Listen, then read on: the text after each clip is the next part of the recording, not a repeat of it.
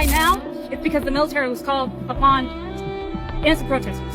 We, in our oath to serve, we serve the people of the United States. The Constitution, these constitutional rights are being stripped and just denied, and the military will not be pawns to that. So I'm calling upon the conscience of military members who served previously and now. We have a conscience with mind, and we have a duty and moral obligation to say no and resist evil. We're out here today with our little Lady Liberty mic, just talking to real people about why they come to protest. Okay, so what would you say is what keeps you fighting and keeping you coming out to protest and staying involved? I would say morality and the promise that we have to each other as Americans to follow the Constitution and the rule of law. Trump talks about the rule of law, but due process is in the Constitution. That was denied recently, and we need to protest. And so we need to speak out with our voices. We also need to reach out to each other person to person. So I wanted to jump on here real quick. And God knows I hate talking in a camera. But I'm getting real tired of seeing all these opinions on what is happening here in Los Angeles. Especially people that aren't from here. And probably never visited here. But being born and raised. No, it is not chaos. We're not living in pure danger like news outlets want to portray us to be. But we are fucking pissed. We're pissed that the most vulnerable people are being targeted. These immigrants, all they want to do is work and provide for their families. And they stay quiet and they're humble. So no, we're not going to just lay down like fucking sheep. We're going to fight. And that's just the way it is. The German headlines running about the No Kings protests are like nothing I have ever seen before, and I've lived in Germany for over 5 years now. The news is widely covering all aspects of the day, from the anti-Trump protests to the military parade to the assassination attempts. But German news, especially the opinion pieces, are not being shy about where they think the US is headed based on what was seen yesterday. And I appreciate that the consensus is that all of the protests overshadowed the parade. But while I'm seeing imagery of No Kings written in the sand in LA, I'm also seeing imagery of women in gas masks because they were facing tear gas. Ultimately, this is the headline that made me get out of bed and film this video, because in my many years of living in Germany and waiting for US news, I certainly have never seen a headline quite like this. You can read all of those articles online. You can simply install a simple translator and it will allow you to read them. I also am on part 5 of my 10-part series comparing the abuses listed in the Declaration of Independence to the Trump administration. If you're interested, this is available for free. I attended the No Kings protest in Salt Lake City, and I have really mixed feelings about it. On one hand, they expected 4,000 people to show up, and over 10,000 people did. In this deeply red of a state? That's crazy! I have never been in a protest like that before. It was so massive, brought me to tears at multiple points, but then it ended prematurely and was dispersed because somebody brought a gun and somebody died. There's a person of interest in custody, but the person that was shot passed away in the hospital yesterday. And it's these kinds of events that make it really frustrating to me whenever I see Europeans talk about why aren't Americans out in the streets about some said issue. When it's first of all, we are. And secondly, when we do, this can happen. This is a reality that we all live in. There's enough fear around the police. We've all seen the videos of what's going on in parts of LA. That anybody in the crowd could be that person. Anybody that you're walking next to could pull out a weapon at any time. And in my deeply red state, it's completely legal to have them there. I want to take a longer moment to celebrate how successful the No Kings protest was across the country, across the world, really. But paired with that celebration is grappling with the fact that one of my countrymen felt so strongly about the same issues, showed up to make their voice heard, to peacefully protest, and they didn't get to go home. And the knowledge that any protest that I attend, that could be me or someone that I love. That's a crazy way to live. That's a crazy way to live. Guys, if you just watched my previous video before this, I was talking about the military parade and Trump's 79th birthday and how disastrous that military parade was. And it was because of this same event, the No Kings protest, and it seems like the No Kings protest was successful as compared to the military parade, which was really disastrous. And I'm just gonna track back to the lady talking about the German headlines I don't think German should be the threshold of news right now. Whatever is happening in Germany, oh my god, I wouldn't even take their news outlets seriously. But anyways, hey, the world is watching the United States of America, and not so many nations do think that it's gonna be a civil war, but it might go there if things are not taken into considerations. Like if the Trump administration does not sit down and just weigh factors, it might lead to there, but I don't think it has reached to that point. Anyways, another thing is that the No Kings protest, despite it being successful, I really do think like it has been infiltrated by some agendas which does not really portray what the protest was about. Like for instance, bringing in different agendas in a protest that was meant to push a certain topic, mixing many agendas. Yes, there are right agendas at the moment, but bringing in more agendas, we just dilute the main cause. And that's what I do think about the King's protest. I mean, like, people put out their points, but it was really infiltrated by multiple messages that other people wanted to send, which was not totally meant for the No Kings protest. Hey guys, I'm your host today. My name is Danny, and if you're new, welcome to the channel. Make sure you subscribe. For the returning subscribers, thank you so much for your support. Your likes, your comments, your subscription has really been helpful, and I've really read into your thoughts. It has helped me pick interesting topics and also to propel this channel forward, so I don't take it for granted. So today we're gonna talk about the King's protests, the implications, the outcomes, and also what next. But before we even dissect this topic further, I would like to invite you to listen to more American netizens' opinions before I come back with my commentary, so stick around. You guys are out protesting pro-slavery. What do you mean you guys? You mean No King's Day? We believe that Americans deserve to be paid a livable wage. Who is we? Who is we, anonymous account with a fake profile pic, Riley Scott? We believe that Americans deserve to be paid a livable wage, not for cheap labor. I completely agree with that. That is also my position.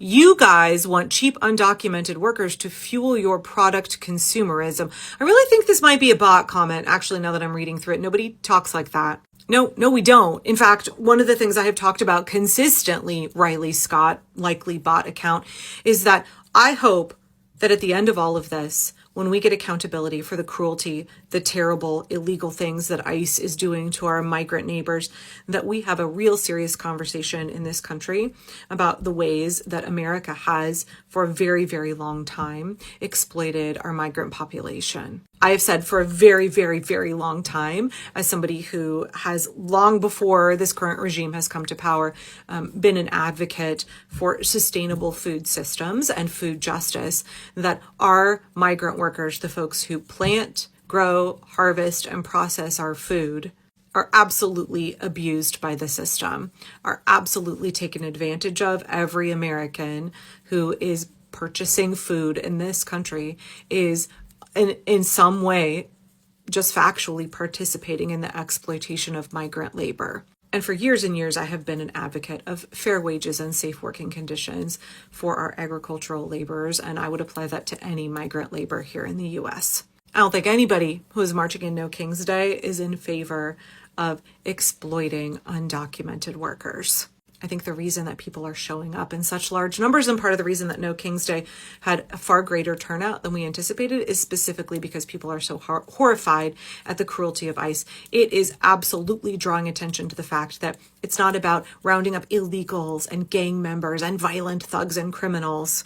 That these are our neighbors, these are folks in our communities, these are decent, hardworking people who want to go about their lives, work their jobs, they pay their taxes, they want to raise their children in peace, and that they have been terrorized by this regime, and also that they have been exploited by our entire economic system and the big businesses that they work for, big agribusiness. And that the mistreatment of migrants in the United States is something that goes back generations. And maybe now on the other end of this, we have a chance for accountability for all of that harm that has been done and a reformation of that system so that our workers are paid a fair wage. Not only that we have justice and accountability for what ICE is doing, and that we look more broadly at the ways we have mistreated our undocumented immigrants for a long time, and that we work to right those wrongs. What we are going through now is terrible. It's an injustice. It's an ethnic cleansing being conducted by the Trump regime. And I think we should not be content with only stopping the harm that ICE is doing. We need to look at what we have created in the United States in terms of systems that allow our immigrant laborers to be exploited. We allow big agribusiness and other corporations to absolutely treat workers like slave labor and then face no consequences, right? Because who's getting harmed right now? It's the migrants themselves. It's not the big businesses. It's not the big businesses who are being held accountable. It's not the people who hire undocumented workers and subject them to unsafe working conditions and pay them exploitive wages. But we have a chance at the end of this to hold those corporations accountable, to reform the way that we do things. Maybe we should have reparations for our migrant workers. I'm open to that conversation. But we absolutely need systemic reform so that those folks are safe, living and working in the US. They have safe working conditions and fair pay. As a legal immigrant, it blows my mind that you can burn an American flag, wave a flag of a different country on the US soil, and disrespect the government, break the law, and after all of that, still ask for a special treatment. If I would have done any of those things when I was applying for my citizenship here, I would be catapulted out of this country so fast I wasn't be able to blink. The whole point of immigration is to be integrated in this country. Learn the language, learn the culture, pay the taxes, contribute in some way to the society. If you're just here to extract resources and send them back to your own country without any intention to be integrated in this country, this is not immigration anymore. This is basically an invasion. And if you're in support of such a behavior, if you go protest and riot, you're basically giving the middle finger to all the legal immigrants who got their papers already or in the process of getting it, paying thousands and thousands of dollars for immigration and legal fees. And just to be clear, I do think there should be more ways to obtain American citizenship. Let's say if you lived here for over 10 years, speak fluent English, pay taxes, I don't know, own a business, have some unique skill that the society can benefit from. Absolutely. But if you're just here to be taken care of, have nothing to offer, hate this country, but want to live on American dime and given nothing in return, I cannot support such behavior. And I don't see how anybody can support that. Are y'all gonna boo me if I say that this annoys the hell out of me? Are you gonna throw tomatoes if I say that this genuinely agitates me? Like going to protests and seeing pictures of protests where people, mostly white people, bring these like vapid signs that signal that they're really just here to perform. They're really just here to garner attention. Because in my opinion, there are three choices you have. You could either not bring a sign that, you know, says something of substance, says something important, or you could bring a sign like this. And it doesn't just stop at signage. These two people were at a No Kings protest in a city that I'm not sure of. And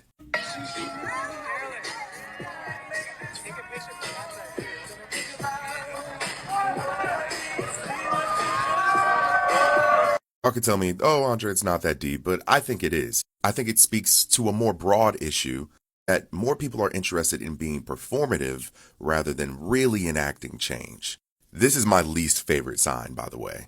Like I was saying before, I really do think that this No Kings protest was actually infiltrated by different agendas, and that is exactly what this other guy is saying. Like, if everyone was just focused on the same or sole reason that has brought everyone to the streets, then it would really pass out a very strong message. Now that the world is watching, people are confused. What do they really want? What is this protest all about? I really do think that next protest should really be agenda focused. It was refreshing to hear arguments like the people who argue for and against, and like for instance the guy with the legal migration status. I mean, the points he articulated, I really do agree with some of his points, like majority of his points. If you really come to the United States, then that means that you have to have an intention and you have to have a way that you prove that you are valuable to the country. For instance, starting a business that would empower, that would sustain you, that you would not only be in the States leeching, but also providing something for the economy, which I really do think that most migrants have that intentions. It's just that they're not getting that opportunity to just, make their papers right. It's really been that serious to a point where, like, for instance, the beginning of the video, you saw that military personnel who was crying and enjoying the protest, saying that they're really feeling it. Like, for instance, for the veterans, it has been really tough on them. Now the topic is about people going to the streets protesting against, Trump administration trying to suppress their freedom or rights, to deny them to protest, especially because he's having a separate military parade. For me, I just thought that if you are having a military parade, it's a valid reason that you do not want people to demonstrate inside there, but just outside, I really don't think that that is a bad thing. And of course, protests are something that is protected in the constitution. Of course, it's form of expression. There's a freedom of expression. There's freedom of speech in there. People need to be allowed to do what they want to do. They need to do that in order for, the administration to listen to them, to listen to their grievances and to act on them in order to make, everybody feel like they are included, like they are being listened to. This No Kings protest, when I think of it, I just laugh. And when I compare it with the military parade, oh my god, man, it was so underwhelming. Low attendance, the performance was just awful. And Trump, having anticipated that the US citizens would really attend the event and having them attend the No Kings protest, oh my god. Next time he's gonna think again. If he wants to hold an event and spend $45 million on such events, and those results being so disastrous, I think he's gonna reconsider that. So much happened in the No Kings protest. I think I need to bring a separate story about the No Kings protest and what went on in there. Of course, if you know about the No Kings, it really resonates with the people, how they do not want the president to feel like that leader who is in a monarch. Instead, he's in a democratic country. It stems from there, like fundamentally. I think they passed their point. I think the protest was successful. I think it's gonna be discussed within the administration, and I think it's a win for the American people. But anyways, chat, let me know in the comment section down there below. Do you think the American people were in their right to protest against being denied their freedom of expression? And don't also forget to go and check the original creators. Their usernames have been embedded in the Stitch videos as always. Go follow and like on their TikToks. For this channel, make sure you hit that thumbs up button for this video. Also consider subscribing, turn on post notifications so that you will not miss my next upload. And with that guys, let me meet you in the next video. Peace out.